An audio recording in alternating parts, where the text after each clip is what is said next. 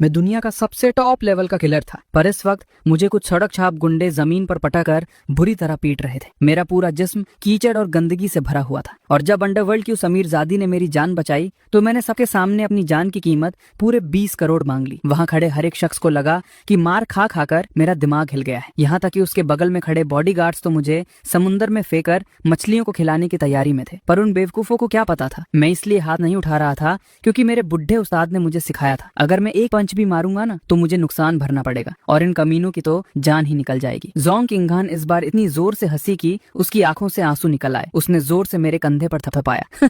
दिलचस्प, तुम जैसे अजीब नमूने का मरना सच में नुकसान होगा। कसम से हंसा हंसा कर मार डालोगे मुझे। फिर वो अपने आंसू पोंछते हुए हंसते हंसते अपनी गाड़ी में बैठ गई। उस महंगी लग्जरी कार को दूर जाते देख मैं बस फीकी सी हंसी हंस पाया।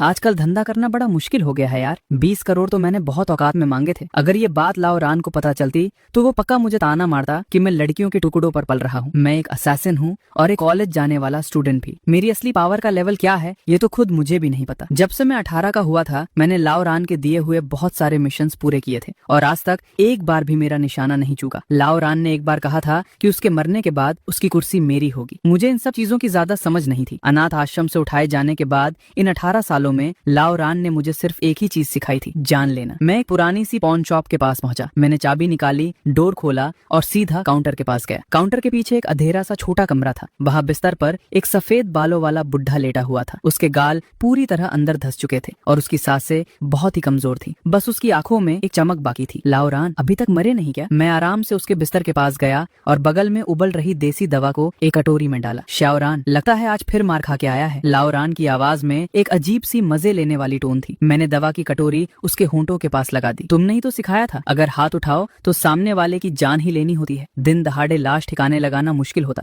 और उन जैसों के लिए इतनी मेहनत करना बेकार है। लाओ रान ने अपना सिर हिलाया और मेरी दी हुई दवा पीने से मना कर दिया। श्याओरान, अब मेरे पास तुझे सिखाने के लिए कुछ नहीं बचा। ये बोलते हुए लाओ रान ने अपनी उंगली से एक सफेद हड्डी जैसी रिंग निकाली और मेरे हाथ में रख दी। उसके बाद उसकी सांसें और भी धीमी होती गई, यहाँ तक कि पूरी तरह रुक गई। मैं बिस्तर पर पड़ी उस बुढ़े की लाश को देखता रहा। मैंने अपने दिमाग पर बहुत जोर डाला ताकि लाओ रान से जुड़ी कोई और याद ढूंढ सकूं, पर आखिर में मैंने बस अपना सिर हिला दिया। मेरी यादों में लाओ रान ने मुझे सिर्फ मारना ही सिखाया था। मैं चुपचाप कमरे से बाहर आया और काउंटर के आगे बैठ गया। दुकान के पुराने दरवाजे से मैं बाहर धुंधली बारिश को घूरता रहा। बारिश थोड़ी और तेज हो गई थी। तभी अचानक दरवाजे पर दस्तक हुई और मेरा ध्यान टूट गया। मेरी नजरें साफ हुई और मैंने दरवाजे की तरफ देखा। वहाँ एक आदमी खड़ा था जो मुस्कुराते हुए मुझे ही देख रहा था। मैं लाश लेने आया हूँ। मैंने हाँ में सिर हिलाया और पीछे वाले कमरे की तरफ इशारा कर दिया ताकि वो अपना काम कर ले। मैंने उस आदमी से उसकी पहचान नहीं पूछी और ना ही ये पूछा कि वो लाश कहाँ ले जाएगा। इंसान जब मर ही गया तो उसकी लाश कहाँ जाएगी उससे क्या ही फर्क पड़ता है। वो आदमी मुस्कुराते हुए मेरे पास से गुजरा। जाते वक्त उसने मेरी बाई छोटी उंगली पर पहनी वो रिंग देखी और उसकी मुस्कुराहट और भी गहरी हो गई। उसके हाथ पैर बहुत हल्के थे। बिना ज्यादा टाइम लगाए वो लाश को अपने कंधे पर उठाकर बाहर निकल गया। उसके जाने के बाद मैं कमरे में कुछ ढूंढने लगा और फिर दुकान से बाहर निकल गया। आज मुझे अपने कॉलेज की एडमिशन फॉर्मेलिटीज पूरी करनी थी। इसी साल अपने शानदार मार्क्स के दम पर मैंने तियान हाई सिटी के सबसे best college Tian high university में जगह बनाई थी। तो तुम ही ये रान हो? तियान हाई यूनिवर्सिटी के फ्रेशर रजिस्ट्रेशन डेस्क पर खड़े एक वॉलंटियर ने मेरे डॉक्यूमेंट्स देखने के बाद सिर उठाकर मुझसे पूछा। मैंने सिर हिलाया पर उस वॉलंटियर को थोड़ा हैरानी से देखने लगा। हेलो, मेरा नाम वांग हेंग है। मैं भी यहाँ का स्टूडेंट हूँ, सेकेंड ईयर। वांग हेंग ने खड़े होकर मुझसे हाथ मिलाया। तुम मुझे जानते हो? मैं उसके चेहरे पर ऐसी खुशी देखकर हैरान था क्योंकि मुझे बिल्कुल याद नहीं था कि मैं इससे पहले उससे कभी मिला हूँ। तुम्हारे जैसे लोग जो अपने दम पर इस कॉलेज में आते हैं उन्हें रेयर स्पीशीज बुलाया जाता है। सालों तक एक भी नहीं मिलता और इस साल तुम जैसे 3 बंदे आ गए। वांग हेंग अपने सारे दांत दिखाकर हंसने लगा। मेरी तो बोलती ही बंद हो गई। मैंने चुपचाप अपने फॉर्म्स भरे और हॉस्टल चाहिए या नहीं वाले ऑप्शन में नो टिक कर दिया। ये सब निपटाकर मैं कॉलेज के मेन गेट की तरफ निकल गया। गेट पर पहुंचते ही मुझे वही जानी पहचानी लग्जरी कार दिखी। अंदर बैठी उन हैरान आंखों ने भी मुझे देख लिया था। जोंग किंगहान को लगता है उम्मीद नहीं थी कि मैं यहाँ का स्टूडेंट हूँ। कार का दरवाजा धीरे से खुला और वो मुस्कुराती हुई मेरी तरफ आने लगी। उसका ड्राइवर वही ब्लैक सूट वाला बॉडीगार्ड था जो अब मुझे घूर घूर कर देख रहा था जैसे मैं कोई तमाशा हूँ। किस्मत का खेल देखो, तुम फिर मिल गए। दिलचस्प दिलचस्प नमूने। जोंग किंग हान मेरे ठीक सामने आकर खड़ी हो गई। मैंने भी फीकी सी हंसी दी। सच में किस्मत, तुम भी यही पढ़ती हो क्या? जोंग किंग हान ने मेरे सवाल का कोई जवाब नहीं दिया। वो बस मेरे आसपास एक चक्कर काट कर वापस मेरे बिल्कुल करीब आकर खड़ी हो गई। एक बार फिर पूछती हूँ, क्या मैं खूबसूरत हूँ? मैंने अपना थूक निगला। सच तो सच है, खूबसूरत। मुझे मानना पड़ेगा, जोंग किंग हान वाकई में एक टॉप क्लास हुस्न की मलिका थी और उसमें एक अजीब सा जहरीला और खतरनाक ऑरा था, बिल्कुल एक शाती से खिलते हुए जहरीले गुलाब की तरह। मेरी मुंह से अपनी तारीफ सुनकर जोंग किंग हान थोड़ी और करीब आ गई और बोली, कहाँ से खूबसूरत हूँ मैं? उसके परफ्यूम की हल्की खुशबू मेरी नाक से टकरा रही थी। मेरे मुंह से बिना सोचे निकल गया, तुम्हारी टांगे काफी गोरी है। गाड़ी के अंदर बैठा वो बॉडीगार्ड तो शौक से अपनी सांस ही रोक बैठा। वो फटी की फटी आंखों से मुझे घूरने लगा। जोंग किंग हान फिर से पेट पकड़कर जोर जोर से हंसने लगी। हंसते हंसते उसके कदम डगमगाने लगे थे। जब मैंने देखा कि वो गिरने वाली है तो मैंने शराफत दिखाते हुए उसका एक हाथ पकड़ लिया ताकि वो जमीन पर न गिरे। सॉफ्ट स्किन है, फील बढ़िया है। पर मेरे इस मूवमेंट ने अचानक जोंग किंग हान की हंसी रोक दी। उसने मेरी पकड़ को देखा और फिर वो पहले से भी ज्यादा लाउड हंसने लगी। गाड़ी के अंदर बैठे उस बॉडीगार्ड का चेहरा तो देखने लायक था। उसके पूरे होश उड़ चुके थे। जब उसने देखा कि जोंग किंग हान मुझ पर हमला नहीं कर रही बल्कि और ज्यादा खुश लग रही है, तब जाकर उस बॉडीगार्ड ने अपनी गन के हैंडल से हाथ हटाया। मैं अपने सामने हंस हंस कर पागल हो रही इस लड़की को बेचारा सा बनकर देखता रहा। मैं उसे लाइन मार रहा था, ये इतना खुश क्यों हो रही है भाई? हम दोनों के इस ड्रामे की वजह से आसपास चलते लोगों का ध्यान हमारी तरफ खींच गया। जैसे ही लोगों ने जोंग किंग हान का असली चेहरा पहचाना, वो सब ऐसे भागे जैसे कोई सांप देख लिया हो। उन सब ने नजरें फेर ली और मेरी तरफ देखने वालों की आंखों में मेरे लिए सिर्फ दया थी।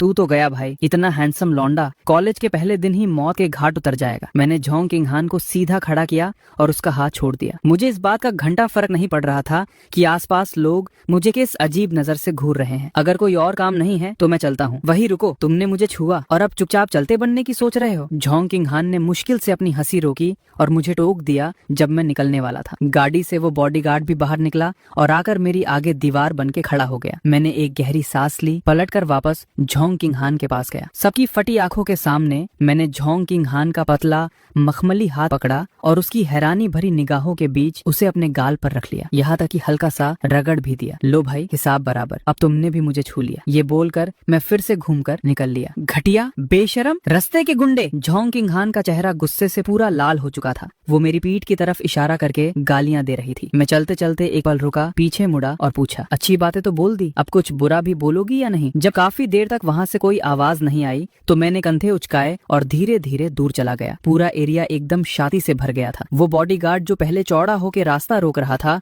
वो तो जैसे पत्थर बन गया था। उसने चुपचाप मुझे अपने पास से गुजरे दिया। काफी देर बाद वो झटके से होश में आया और दौड़ता हुआ जोंग किंग हान के पास गया। बॉस, मेरी बड़ी भूल हुई, मैं अभी उसको खत्म करके आता हूँ। गाड़ी में बैठो, ऑफिस चलो, जोंग किंग हान ने बिल्कुल ठंडी आवाज में कहा। उसके चेहरे की लाली धीरे धीरे गायब हो रही थी, पर उसकी आंखों के अंदर का खूनी रंग और ज्यादा भारी हो गया था और उसके चेहरे पर एक अजीब सी साइको वाली हंसी आने लगी। गाड़ी के अंदर जोंग किंग हान पीछे की सीट पर टैग पे टैग रखकर बैठी थी। वो बहुत ध्यान से कुछ सोच रही थी। तू सच में काफी गोरा है। उसने अपना वही हाथ उठाया जिससे उसने मेरे गाल छुए थे और उसे नाक के पास ले जाके सूखा। इसमें से अजीब सी मस्त खुशबू आ रही है। उसके होठों पर एक भौकाली स्माइल आई। उसने आगे ड्राइवर की सीट पर थपथपाया। शाओकी, मुझे उस बंदे की पूरी कुंडली चाहिए, सब कुछ। गाड़ी आगे बढ़ी और आखिरकार जोंग कॉर्पोरेशन की बिल्डिंग के सामने आकर रुक गई। जोंग किंग हान कार से उतरी और अपनी प्राइवेट लिफ्ट लेकर सीधा टॉप फ्लोर पर पहुंच गई। वहां अपने ऑफिस डेस्क पर बैठकर वो शांति से इंतजार करने लगी। वो बॉडीगार्ड जिसका नाम शाओकी था, बिल्डिंग में घुसते ही काम पर लग गया। अपने बंदों को ऑर्डर देकर उसने फटाक से मेरी सारी डिटेल्स निकाली और दौड़ते हुए टॉप फ्लोर की तरफ गया। शाओकी भागता हुआ अंदर आया और फाइल्स का एक पतला सा बंडल जोंग किंग हान के टेबल पर रख दिया। बस इतना सा ही जोंग किंग हान ने अपने माथे पर सिकुड़न लाते हुए उन पतली फाइल्स को अपने हाथ में उठाया। शाओकी ने सिर हिलाया। हाँ बॉस, इसका नाम ये रन है। इसके पैदा होने से लेकर आज तक का पूरा रिकॉर्ड इसी में है। बैकग्राउंड एकदम साफ है। ठीक है, तू निकल यहाँ से। जोंग किंग हान ने हाथ से इशारा कर दिया। यस बॉस, शाओकी ने एक लंबी सांस छोड़ते हुए कहा। भले ही वो रोज जोंग किंग हान के उस भारी और खतरनाक ऑरा के साथ रहता था, पर उसके सामने हमेशा उसकी औकात दिखी जाती थी। जोंग किंग हान भले ही सिर्फ 18 साल की थी, लेकिन उसने जोंग फैमिली जैसे इतने बड़े एम्पायर को पूरी तरह से अपनी मुट्ठी में दबा रखा था। इन सालों में जिस किसी ने भी उसकी औकात से बाहर जाकर उसकी बात काटी, वो सब अब समंदर के नीचे बस हड्डियों का ढेर बन चुके थे। उसकी ये खूनी फितरत किसी को भी डरा देने के लिए काफी थी। शाओकी के जाने के बाद जोंग किंग हान मेरी फाइल चेक करने लगी। फाइल में लिखा था, 18 साल पहले मुझे अनाथ आश्रम से उठाया गया, उसके बाद से लेकर प्राइमरी स्कूल और हाई स्कूल तक की लाइफ, और आखिर में अपने शानदार मार्क्स के दम पर तियानहाई यूनिवर्सिटी में एडमिशन। स्टूडेंट लाइफ में बहुत सारी छुट्टियां लेने के अलावा बाकी सब कुछ एकदम नॉर्मल था। जिस बंदे ने ये रन को अडॉप्ट किया उसका नाम भी ये रन ही था, और वो शहर के वेस्ट में एक पुरानी पॉन शॉप चलाता था। इसमें कोई अजीब बात नहीं थी। जो लोग बाज होते हैं वो अक्सर अडॉप्ट किए हुए बच्चे को अपना ही नाम देते हैं। ऐसा करना काफी नॉर्मल माना जाता है, बिल्कुल श्याओकी के बोलने जैसा ही। मेरी कुंडली पूरी तरह से क्लीन थी। झोंग किंग हान ने मेरी फाइल नीचे रखी और गहरी सोच में डूब गई। ऐसी कंडीशन तभी बन सकती थी जब दो में से एक बात सच हो। पहली ये कि जैसा कि इस फाइल में लिखा है, मैं सचमुच एक आम इंसान हूँ। दूसरी ये कि मेरे पीछे का सपोर्ट सिस्टम झोंग फैमिली से इतना बड़ा हो कि वो चुटकी बजाते ही इनको मिटा सके। तभी ऐसा हो सकता है कि झोंग किंग हान को मेरे बारे में एक तिनका तक खबर ना मिले।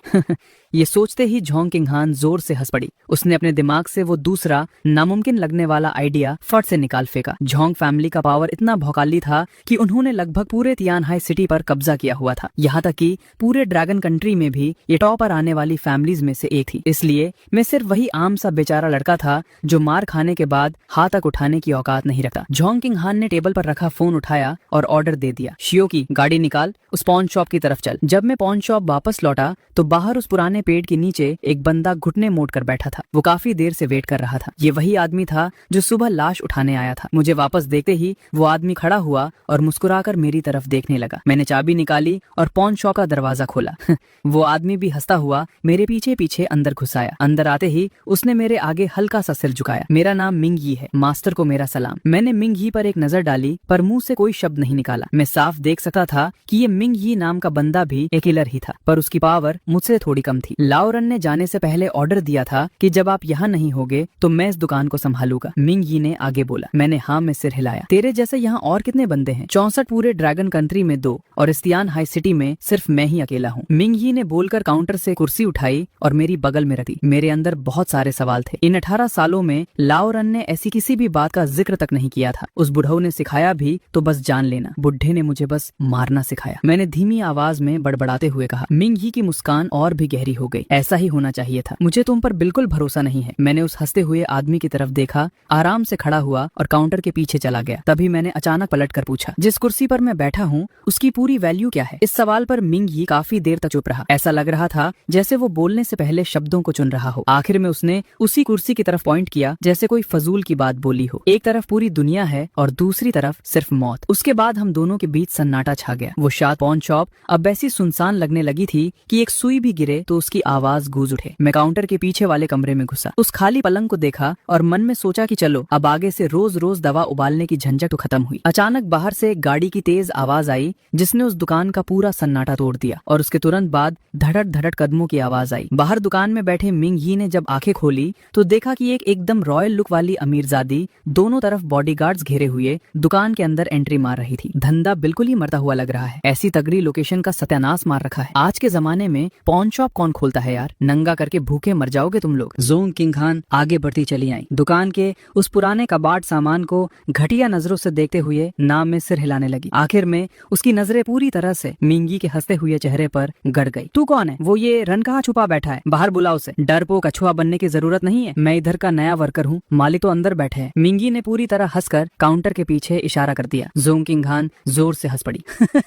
इस टूटे हुए ढाबे में तुम नौकर रख रहे हो? उसका पेट पालने की औकात भी है? उतना जुगाड़ तो हो ही जाता है कि भूखा मरने की नौबत ना आए। मैंने काउंटर के पीछे वाले कमरे से अपना सर बाहर निकालकर मुस्कुराते हुए बोला। मुझ जैसे रंगीले लड़के को देखते ही झोंग किंग हान ने फिर से जहर उगलना शुरू कर दिया। दिन दहाड़े अपने कमरे में घुसकर बैठे हो, कहीं उस हाथ का इस्तेमाल तो नहीं कर रहे जिससे मुझे छुआ था? पता नहीं क्या बीमारी थी, पर झोंग किंग हान बस कैसे न कैसे करके मुझे अपनी बातों से निचली औकात दिखाना चाहती थी। मैंने झोंग किंग हान की इन सब गालियों को एक कान से सुनकर दूसरे से निकाल दिया। मैं पूरे स्वागत करने वाले स्टाइल में बाहर आया और उसे बैठने के लिए एक कुर्सी दे दी। लाओरन ने मरते वक्त अपने लिए एक फूटी कौड़ी भी नहीं छोड़ी थी। मैं पहले से टेंशन में था कि पढ़ाई की फीस कैसे भरूंगा। अभी आसपास कोई धंधा भी नहीं दिख रहा था, तो मुझे लगा कि शायद ये अमीर कुड़ी मुझे कोई मौत का कॉन्ट्रैक्ट देने आई है। झोंग किंग हान ने मेरी दी हुई उस कबाड़ कुर्सी पर बहुत घटिया निगाहों से देखा, पर फिर भी वो उस पर बैठ गई और टैग पे टाक चढ़ाकर औकात दिखाने लगी। चलो लड़का समझदार तो है, वरना मैं ये पूरी दुकान तोड़ फोड़ के राख कर देती। इससे पहले कि झोंग किंग हान दोबारा अपनी बकवास चालू करती, उसने मुझे बड़ी शराफत के साथ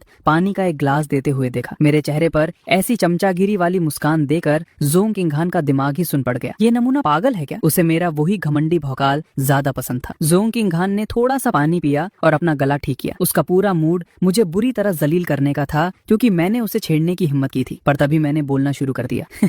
सुंदर लड़की, तो क्या सोचा तुमने? 20 करोड़ कोई बहुत महंगा दाम थोड़ी है। किसकी लाश गिरानी है बोलो? कैश दोगी या बैंक ट्रांसफर? मेरा मानो तो ट्रांसफर कर दो। इतने सारे कैश के नोट ले जाना बड़ी मुसीबत का काम है। बगल में खड़े मिंगी ने ये बकवास सुनकर अपना माथा पीट लिया। उसे समझ में आ गया था उसके पहले मास्टर ने इस लड़के को सच में जान लेने के अलावा और कख नहीं सिखाया। जोंग किंग खान का ऐसे ब्लैंक हो चुका चेहरा देखकर मैं तुरंत समझ गया कि ये अमीर लड़की कोई कॉन्ट्रैक्ट देने नहीं आई थी। मेरे चेहरे